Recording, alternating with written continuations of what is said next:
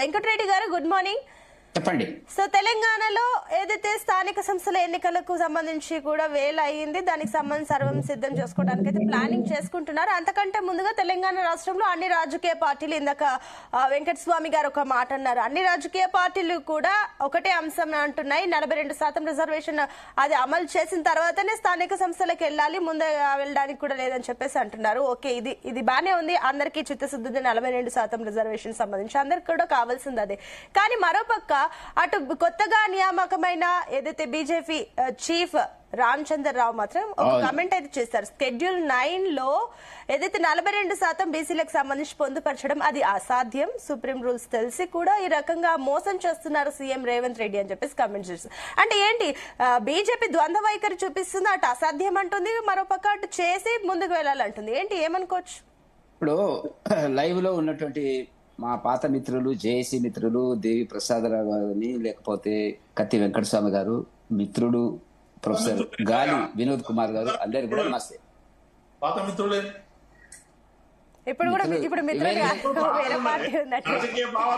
మిత్రులు అంతే అంతే, ఆ కోణంలోనే చెప్పినది. ఏదైతేనే మేడం, మీరు అడిగినటువంటి ప్రశ్న కొంత క్లిష్టమైనటువంటిదే. భారతీయ జనతా పార్టీ 42% రిజర్వేషన్ కు సంబంధించినటువంటి ద్వంద్వ వైఖరి అనేటువంటిది ఏమీ ప్రకటించలేదు, ఆ ఆలోచనలో మాకు లేదు. మేము బీసీల పట్ల, బీసీ అభివృద్ధి పట్ల, బీసీ సమాజం పట్ల, బీసీలకు 42% అన్ని రకాలుగా పదవులు రావాలా, ఉద్యోగాలలో రావాలా, విద్యా సంస్థలు రావాలని కోరుకునేటువంటి మొదటి పార్టీ భారతీయ జనతా పార్టీ. అది కేవలం ప్రకటనల వరకే కాదు, ఎన్నికల్లో కూడా మేము ఆ రకంగా చేసినటువంటి దాన్ని మీరు గుర్తుంచుకోవాల్సినటువంటి అవసరం ఉంది. ఇవాళ భారతీయ జనతా పార్టీ తరఫున 3 బీసీ ఎంపీలు ఎన్నిక కావడమే కాకుండా మొన్న జరిగినటువంటి అసెంబ్లీ ఎన్నికలలో సుమారుగా 40 సీట్లు మేము ఇచ్చాము. కాంగ్రెస్ 20 సీట్లు ఇవ్వడానికి, బీఆర్ఎస్ పార్టీ ఇవ్వడానికి కిందికి మీదికి అయినటువంటి పరిస్థితి లోపల మేము అక్కడి నుంచి చెప్పడమే కాకుండా బీసీ ముఖ్యమంత్రిని చేస్తామనేటువంటి విషయాన్ని స్వయంగా గౌరవ ప్రధానమంత్రి గారు చెప్పినటువంటిది మనం దృష్టిలో పెట్టుకోవాల్సినటువంటి ఒక అంశం. అయితే ఇప్పుడు 42% సంబంధించినటువంటి అసెంబ్లీలో జరిగినటువంటి తీర్మానానికి, ఏకవాక్య తీర్మానానికి ఏకపక్షంగా భారతీయ జనతా పార్టీతో పాటు అన్ని పార్టీలు సమర్థించినటువంటి సందర్భాన్ని మనం జ్ఞాపకం పెట్టుకోవాలి ఇక్కడ. అయితే కాంగ్రెస్ కామారెడ్డిలో ఇచ్చినటువంటి ఏదైతే వాగ్దానం ఉందో, వాళ్ళు మెడలు అన్ని రకాలుగా వేసినారు కదా, హామీలు, గ్యారంటీలు అని చెప్పి సోనియా గాంధీ, రాహుల్ గాంధీ, ప్రియాంక గాంధీతో ఇచ్చినటువంటి సందర్భాన్ని మనం దృష్టిలో పెట్టుకున్నట్టయితే వాళ్ళు చేసినటువంటి గ్యారంటీ అది. మరి మాకు చిత్తశుద్ధి లేదా అంటే ఎందుకు లేదు? మేము చేసేటువంటి కార్యక్రమం మేము చేయబోతున్నాము. ఇప్పుడు జనగణన, కులగణన చేయబోతున్నాము. 2026, 27లో ఒక పిక్చర్ వస్తుంది. దాని తర్వాత ఏం చేస్తాము, ఎట్లా చేస్తాము, వాళ్ళకి కావాల్సినటువంటి హక్కులను రక్షించేటువంటి పద్ధతి తప్పకుండా మోదీ గారి నాయకత్వంలో ఆ నిర్ణయాలు చేస్తారు, చారిత్రక నిర్ణయాలు బీసీ సమాజం పట్ల, ఓబీసీల కోసం అనేటువంటిది మాకు స్పష్టత ఉన్నది. సరే, అంతకంటే ముందే కాంగ్రెస్ తెలంగాణలో రేవంత్ రెడ్డి గారు చాలా దూకుడుగా ఉరుకులాడుతున్నటువంటి పరిస్థితి కనపడుతున్నటువంటిది. ఆయన ఏ కోణంలో, మరి ఇక్కడ ప్రొఫెసర్ గాలి వినోద్ కుమార్ గారు ఉన్నారు కాబట్టి, ఏ పార్టీకి చెందరు కాబట్టి వారి యొక్క అభిప్రాయం కూడా ఇవాళ అవసరం అని చెప్పి నేను భావిస్తున్నటువంటిది.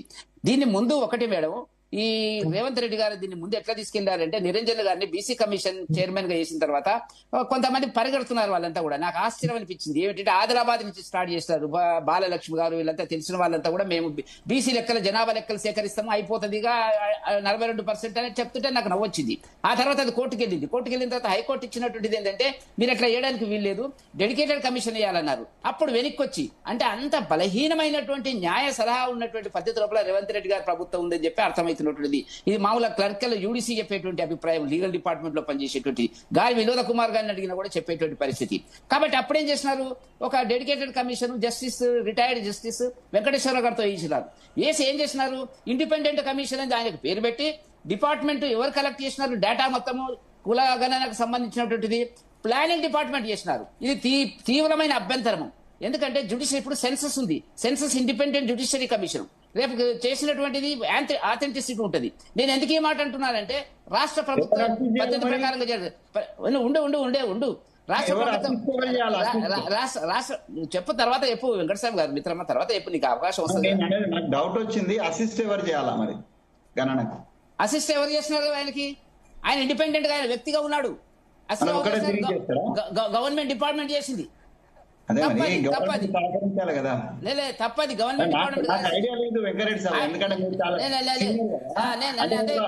డెడికేటెడ్ కమిషన్ వేస్తే దానికి సహకరించాల్సింది ఎవరు? ఇండిపెండెంట్. ఇప్పుడు ఎలక్షన్ కమిషన్ ఉంటుంది, ఎలక్షన్ కమిషన్ ఇండిపెండెంట్ బాడీ ఉంటుంది. గవర్నమెంట్ ఎంప్లాయీస్ పని చేస్తలేవా? మనం అంతా దేవి ప్రసాద్ నేను నువ్వు దేవి ప్రసాద్ కమిషన్ డ్యూటీ చేయలేదా? మీరు చేసిన పొరపాట్లు ఎంత వినరాదు, ముందు విన్న తర్వాత సమాధానం చెప్పు. వెంకటస్వామి గారు మీరు అడిగారు, ఆయన ఆన్సర్ ఇస్తారు. ఒక నిమిషం ఆగండి. ఎస్ వెంకటరెడ్డి గారు జవాబు చెప్పండి. వెంకటస్వామి గారు అడిగిన దానికి కూడా జవాబు చెప్పండి. చెప్పండి వెంకటరెడ్డి గారు. ఇప్పుడు నేనేమంటున్నా అంటే వెంకటేశ్వరరావు గారు అనేటువంటి ఒక వ్యక్తిని చూపించి ప్లానింగ్ డిపార్ట్మెంట్ ద్వారా చేసినారు. ప్లానింగ్ డిపార్ట్మెంట్ ఏందో ఎవరు చేసినారు, హడావుడి టకాటక్ అయిపోవాలా అది ఏదైనా కానీ. ఇప్పుడు గతంలో చేసినటువంటి కేసీఆర్ గవర్నమెంట్ చేసినటువంటి కులగణన 51% వచ్చింది, వీళ్ళు చేస్తే 46% వచ్చింది. 10% ముస్లింలు కలిపినారు, 56% అంటున్నారు. భారతీయ జనతా పార్టీ ఏ కోశాన కూడా మతపరమైనటువంటి రిజర్వేషన్లకు వ్యతిరేకం. ఇది అంబేద్కర్ గారు చెప్పినటువంటి రాజ్యాంగంలో ఉన్నటువంటి సూత్రం. ఒకవేళ నేను తప్పు చెప్తే వినోద్ కుమార్ గారు ఆ ప్రస్తావన తీసుకురావాల్సిన అవసరం ఉంది, నేను నేరుగా దాన్ని అంగీకరిస్తా. నెంబర్ 1, ఇది జరిగిన తర్వాత ఏం జరిగింది, దీన్ని తీసుకెళ్లి 42% దాన్ని కూడా ఇప్పటి వరకు కూడా పబ్లిక్ డొమైన్ లో పెట్టలేదు. ఏ క్యాస్ట్ ఎంత అని చెప్పలేదు, యాదవులు ఎంత చెప్పలే, ముదిరాజులు ఎంత చెప్పలే, రెడ్డిలు ఎంత చెప్పలే, మరి ఏది చెప్పకుండా మున్నూరు కాపు ఎంత చెప్పకుండా 56% మొత్తం రెండు కలిపితే హిందూ బీసీలు ముస్లిం బీసీలు అనేటువంటి వర్గీకరణ చేసి 46% ఉన్నారు వాళ్ళు. కాబట్టి వాళ్ళ 42%, 56% ఉన్నారు, 46% బీసీలు, 10% ముస్లింలు, 42% రిజర్వేషన్ ఇస్తామని చెప్పినటువంటిది ఏదైతే ఉందో అది ప్రజల్లో అనేక అనుమానాలను దారితీసింది. మేము ఆనాటి నుంచి కూడా చెప్తున్నాము, మేము ఎన్నడూ కూడా బీసీ వ్యతిరేకం కాదు, బీసీ రిజర్వేషన్ వ్యతిరేకం కాదు. కాకపోతే ప్రభుత్వం తనకున్నటువంటి న్యాయ సలహాల పద్ధతిలో వెళ్తుంది కాబట్టి రేవంత్ రెడ్డి గారికి తనకు మద్దతు ఇచ్చినాం. బీసీ దాన్ని ఢిల్లీకి పంపినారు, ఢిల్లీకి కేంద్ర ప్రభుత్వానికి పంపినారు. కేంద్ర ప్రభుత్వాన్ని నుంచి అది రాష్ట్రపతికి వెళ్ళిందా లేదా వాళ్ళ దగ్గర స్పష్టత లేదు. మాకున్న సమాచారం మేరకు అది వెనక్కి వచ్చింది అనేటువంటి వార్తలు వాళ్ళు జరుగుతున్నాయి. వాటి మీద అది చూసి వెంటనే ఏం చేసినారు, మంత్రివర్గ సమావేశం పెట్టి మళ్ళీ ఒక ఆర్డినెన్స్ ప్రయత్నం చేసినారు. నేనేమంటున్నా అంటే రేవంత్ రెడ్డి ప్రభుత్వానికి ఒక స్పష్టమైన న్యాయపరమైనటువంటి సలహాలు ఇచ్చేటువంటి వాళ్ళు ఉన్నారా లేరా అనేటువంటిది వల్ల నిన్న ఢిల్లీలో మా రాష్ట్ర అధ్యక్షులు రామచంద్రరావు గారు చెప్పినటువంటి అంశాలు చాలా కీలకమైనటువంటిది మేము చెప్తున్నాము. 9th షెడ్యూల్లో పెట్టాలనే విషయం అసెంబ్లీలో చెప్పలే. నిన్న మా అధ్యక్షుడు గారు స్పష్టంగా చెప్పినారు.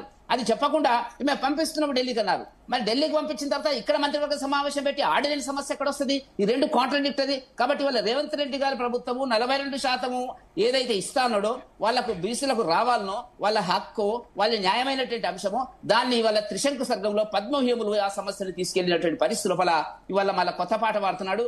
100 మంది కాంగ్రెస్ ఎంపీలకు నేను పవర్ పాయింట్ ప్రెజెంటేషన్ ఇస్తానటువంటి పద్ధతికి వస్తున్నటువంటి పరిస్థితి. కాబట్టి ఇవాళ మా ప్రెసిడెంట్ చెప్పినటువంటిది, రామచంద్రరావు గారు చెప్పినటువంటి దాన్ని కీలకంగా ఆలోచిస్తే పంచాయతీ రాజ్ చట్టంలోని 285 సెక్షన్ ఎందుకు సవరించలేదు, సవరిస్తే అది వీలైతుంది అనేటువంటి మాట చెప్పడం జరిగినటువంటిది. ఇవన్నీ కూడా నేను వినోద్ కుమార్ గారికి వదిలిస్తున్నాను, నేనేమి లా ఎక్స్పర్ట్ కాదు ఇక్కడ. కాబట్టి ఇక్కడ అది జరగలే.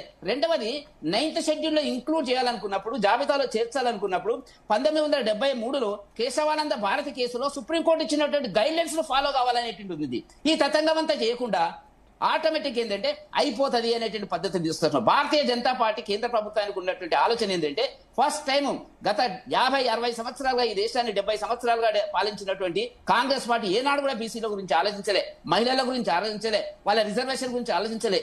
మోదీ గారు ఆ నాయకత్వం లోపల ఇవన్నీ కూడా మేము వాస్తవం తీసుకొచ్చినటువంటి సందర్భం కనపడుతున్నటువంటిది.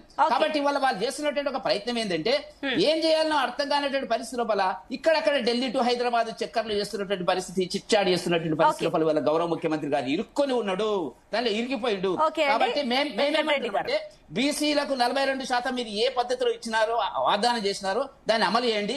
ఆ కోణం లోపల మా ప్రయత్నాలన్నీ కూడా మీకు మద్దతుగా ఉంటాయి తప్ప మీరు రాజ్యాంగపరమైనటువంటి అంశాలను ముందు తెచ్చి ఈ 2 నెలల లోపల ఇదంతా జరిగిపోవాలా అనేటువంటి పద్ధతి లోపల ఏ రకంగా చేస్తారో కాంగ్రెస్ పార్టీ బాధ్యత తీసుకోవాలని చెప్పి భారతీయ జనతా పార్టీ ఆశిస్తున్నటువంటి ఒక సందర్భం. ఓకే అండి. ఎస్ వినోద్ కుమార్ గారు, సో ఏం చెప్తారు? మొత్తం మీద మళ్ళీ 24కి అటు సీఎం రేవంత్ రెడ్డి ఢిల్లీకి వెళ్తున్నారు. ఈసారి ఏకంగా దేశవ్యాప్తంగానే బీసీ రిజర్వేషన్ కి సంబంధించి కూడా ఉద్యమం చేస్తాము, ఇంకా వీలైతే కూడా మేము పార్లమెంట్ లో కూడా దాన్ని ప్రశ్నించడానికి ప్రయత్నం చేస్తాము. అదే విధంగా రేవంత్ రెడ్డి కూడా పీపీటీ ప్రెజెంటేషన్ ఏదైతే ఎంపీలకు ఇవ్వబోతున్నట్లు మనకు సమాచారం అయితే ఉంది. సో ఏం చెప్తారు? ఇది కేవలం ఇది అవుతుందా, పాసిబుల్ అవుతుందా? అటు బీజేపీ నుంచి అయితే అసలు ఇంపాసిబుల్ 9th షెడ్యూల్లో పొందుపరచడం అని చెప్పేసి కమెంట్స్ వస్తున్నాయి. ఇటేమో దేశవ్యాప్తంగా మేము బీసీ రిజర్వేషన్ల పెంపు కోసం ప్రయత్నం చేస్తామంటున్నా. సో ఇదంతా ఏంటి, ఏమనుకోవచ్చు? నిజంగానే చిత్తశుద్ధితో కాంగ్రెస్ ఉందనుకోవచ్చా, కేవలం ఇది ఒక డ్రామా చేస్తున్నారు అనుకోవచ్చా?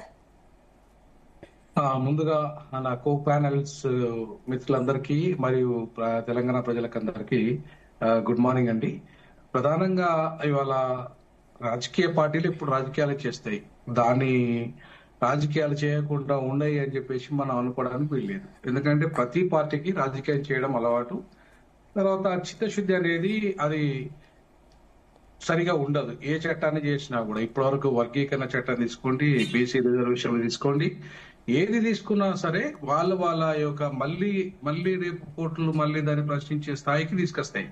ఎందుకంటే మొదటి నుండి కూడా ఈ పార్టీలకు ఏ పార్టీలకు కూడా చిత్తశుద్ధి లేదు ఈ వర్గాల పట్ల, బీసీ ఎస్సీ ఎస్టీ మైనార్టీ వర్గాల పట్ల. అందుకే ఏ చట్టం తెచ్చినా సరే దాంట్లో లొసుగులతో ఉన్న చట్టాలు తెస్తే తప్ప ఏది స్పష్టత ఉన్న చట్టాలు తీసుకొచ్చిన పరిస్థితి ఈ దేశంలో ఇప్పటి వరకు కాంగ్రెస్ గాని ఇప్పుడు ప్రస్తుతం నడిపిస్తున్న బీజేపీ గాని చిత్తశుద్ధి ఉన్నట్టుగా నాకు అనిపించదు. అందుకే వాళ్ళ బీఆర్ఎస్ అయితే మరీ ఘోరంగా వాళ్ళ పర్సంటేజ్ ని తగ్గించింది. నేనేమంటున్నా అంటే ఇప్పుడు ఏ కమిషన్ వేసి ఈడబ్ల్యూఎస్ రిజర్వేషన్ అమలు చేశారు? ఈడబ్ల్యూఎస్ రిజర్వేషన్లు 10% ఇవాళ అమలవుతున్నాయి భారతదేశంలో అన్ని రంగాల్లో అమలవుతున్నాయి. అవి కేంద్ర ప్రభుత్వ ఉద్యోగాలలో అమలవుతున్నాయి, రాష్ట్ర ప్రభుత్వ ఉద్యోగాలలో అమలవుతున్నాయి, విద్యా రంగంలో అమలవుతున్నాయి. ఇవాళ అన్ని రంగాల్లో రాజకీయ రంగంలో తప్ప మిగతా రంగంలో అన్నిట్లలో అమలవుతున్నాయి. సో ఆ అమలవుతున్న దానికి ఎలాంటి కమిషన్స్ వేశారు? ఆ కమిషన్ రిపోర్ట్స్ ఏంటి? సో న్యాయ వ్యవస్థ వాటికి ఉన్న చట్టబద్ధత విషయంలో ప్రశ్నలు వేసిందా? మరి ప్రశ్నలు వేయకుండా చట్టబద్ధతను కల్పించింది, దానికి న్యాయబద్ధంగానే ఉన్నదని చెప్పింది న్యాయ వ్యవస్థ కూడా. కారణం ఏంది అంటే ఈడబ్ల్యూఎస్ కి ఒక న్యాయము, బీసీ రిజర్వేషన్ కి ఒక న్యాయం ఉంటుందా దేశంలో? న్యాయ వ్యవస్థలో ఉండదు కదా. ఇప్పుడు ఈడబ్ల్యూఎస్ కు లేని నిబంధన 50% సీలింగ్ అనేది దీనికి ఎందుకు వస్తుంది? ఈడబ్ల్యూఎస్ కూడా రావాలి కదా 50% సీలింగ్. ఎందుకంటే 10% అమలు చేస్తున్నప్పుడు 50% సీలింగ్ దాటిపోతుంది కదా. మరి దానికి లేని నిబంధన ఇవాళ దీనికి ఎందుకు పెట్టారు అంటే న్యాయ వ్యవస్థలో ఉన్న ఈ అగ్రవర్ణ జడ్జీలు తన ఇష్టారాజ్యంగా న్యాయ వ్యవస్థను ఇవాళ ఇంటర్ప్రిట్ చేస్తున్న కారణంగా ఈ సమస్య ఎదురైంది. నిజంగా రాజ్యాంగంలో ఎక్కడైనా 50% సీలింగ్ పెట్టాలని ఎక్కడైనా ఉందా? రాజ్యాంగంలో లేనప్పుడు మీరెవరు జడ్జిలు నిర్ణయించడానికి 50%? మీకున్న అధికారాలు ఏంటి? అసలు భారత రాజ్యాంగం మీకు ఇచ్చిన అధికారాలకు మీరు లోబడి ఎన్నడన్నా తీర్పులు ఇచ్చారా? మరి లేనప్పుడు ఇవాళ ఈవెన్ కొలీజియం సిస్టమ్ అనే సిస్టాన్ని, ఒక ఎక్స్ట్రాడినరీ సిస్టాన్ని, అది కూడా రాజ్యాంగంలో లేదు. మీరు ఇవాళ దాన్ని అమలు చేస్తున్నారు. ఎన్జేఎస్టీని చట్టం తెస్తే, కేంద్ర ప్రభుత్వం చట్టం తెస్తే దాన్ని కొట్టేసిండ్రు. దాన్ని కొట్టేసి ఇవాళ బీసీ ఎస్సీ ఎస్టీ మైనార్టీ వర్గాలకు ఉన్నత న్యాయస్థానాల్లో ఇవాళ వాళ్ళకి అవకాశం లేకుండా చేసిన చరిత్ర న్యాయ వ్యవస్థది. అంటే వినోద్ గారు ఒక చిన్న కన్ఫ్యూజన్ క్రియేట్ అయింది మీరు చెప్తున్నప్పుడే. ఎందుకంటే ఒక చిన్న కన్ఫ్యూజన్ అండి, ఇది క్లియర్ చేయండి. ఎందుకంటే మీరు చెప్తున్నారు కదా, సో రాజ్యాంగంలో ఇంత మేర పర్సెంటేజ్ రిజర్వేషన్స్ దాటాలని లేదు కాబట్టి మీరు ఏ రకంగా హామీలు ఇస్తున్నారని. సంబంధించి అయితే సుప్రీంకోర్టు జడ్జిమెంట్ ఉంది. ఎస్ సో మరి అంటే బీసీలకు ఇప్పుడు ఏదైతే సంఖ్య కూడా పెరిగింది కదా, లెక్క ప్రకారం చూస్తే బీసీల సంఖ్య పెరిగింది, వాళ్ళకి సంబంధించి రిజర్వేషన్ చేయాలి కదా. మరి ఆ రకంగా పోరాటం చేస్తే తప్ప అట్లా మాట్లాడితే చేసేది ఏం లేదు. మీకు అనుకూలంగా ఉంటే ఏం మాట్లాడతారండి? మీకు అనుకూలంగా ఉంది కదా ఈడబ్ల్యూఎస్ అనేది, మీకు అనుకూలంగా ఉంది కదా, మీ వర్గాలకు సంబంధించి కదా. మీరు ఇచ్చేటోళ్ళైనా మేము తీసుకునేటోళ్ళమైనాం కదా. మీ వర్గాలు తీసి ఇచ్చేటోళ్ళైనా మేము అడుక్కు తినేటోళ్ళైనా మీరు పెట్టే దొరలు అయిపోయింది కదా. కాబట్టి అక్కడ కూడా దొరలే ఉన్నారు, ఆ సుప్రీంకోర్టులో కూడా దొరలే ఉన్నారు. ఒక్క నిమిషం, ఆయన అదే మాట చెప్తున్నారు వినోద్ గారు. మీరు ఒక్క నిమిషం ఇద్దరు ఆగండి. వినోద్ గారు, నేనేమంటున్నానంటే ఇప్పుడు లేని అధికారాన్ని సుప్రీంకోర్టు తీసుకున్నది, అవునా? ఇప్పుడు లేని అధికారాన్ని మీరు తీసుకున్నప్పుడు మీకు 50% సీలింగ్ అధికారం మీకు లేదు. యాక్చువల్గా పెట్టే అధికారం సుప్రీంకోర్టుకు లేదు. జడ్జిమెంట్ ఉన్నది అంటే జడ్జిమెంట్ అనేది దాన్ని పార్లమెంటు ఇవాళ సవరించవచ్చు. షాబానా కేసు జడ్జిమెంట్ ఎంత సవరించిందండి కాంగ్రెస్ పార్టీ? ఎందుకు సవరించలేదు ఈ జడ్జిమెంట్ ను? ఇంద్రశాని కేసులు జడ్జిమెంట్ ఎందుకు సవరించలేదు? చిత్తశుద్ధి బీసీల పట్ల ఒకవేళ కాంగ్రెస్ గనుక ఉంటే ఇంద్రశాని కేసు జడ్జిమెంట్ ఎందుకు సవరించలేదు? ఒకవేళ బీజేపీకి చిత్తశుద్ధి ఉంటే ఇంద్రశాని కేసును ఎందుకు సవరించలేదు? బీసీల పట్ల అంత ప్రేమ ఉంటే బీసీ ప్రధానమంత్రి దేశానికి మొదటి ప్రధానమంత్రి దేశానికి ఉన్నప్పుడు అదే బీసీ సామాజిక వర్గం మీద నిజంగా చిత్తశుద్ధి ఉంటే పార్లమెంట్ లో ఏ ఒక్క రోజు 50% సీలింగ్ పెట్టడం ఇది రాజ్యాంగ వ్యతిరేకం అని చెప్పి ఒక్క మాట మాట్లాడని బీసీ ప్రధానమంత్రి ఇవాళ ఆ బీజేపీ ప్రధానమంత్రిగా ఉన్నాడు. ఏ ఒక్క రోజు పార్లమెంట్ లో ఇవాళ బీసీలకు వాళ్ళకు పాప అన్యాయం జరుగుతున్నది కాబట్టి రాజకీయ అధికారం వాళ్ళకు దక్కట్లేదు కాబట్టి బీసీలకు రాజకీయ రిజర్వేషన్ ఇవ్వాలని చెప్పేసి మాట్లాడిన చరిత్ర లేదు ఆయనకు. మరి ఏ ఒక్క రోజు బీసీలకి ఇవాళ మేము ఇచ్చినాము కేంద్ర మంత్రి వర్గంలో వాళ్ళు ఇచ్చారు, బీజేపీ వాళ్ళు కేంద్ర మంత్రి వర్గంలో స్థానం ఇచ్చారు, ఎస్సీ ఎస్టీలకు పెంచారు, దాంట్లో ఎవరు కాదనట్లేదు. మిగతా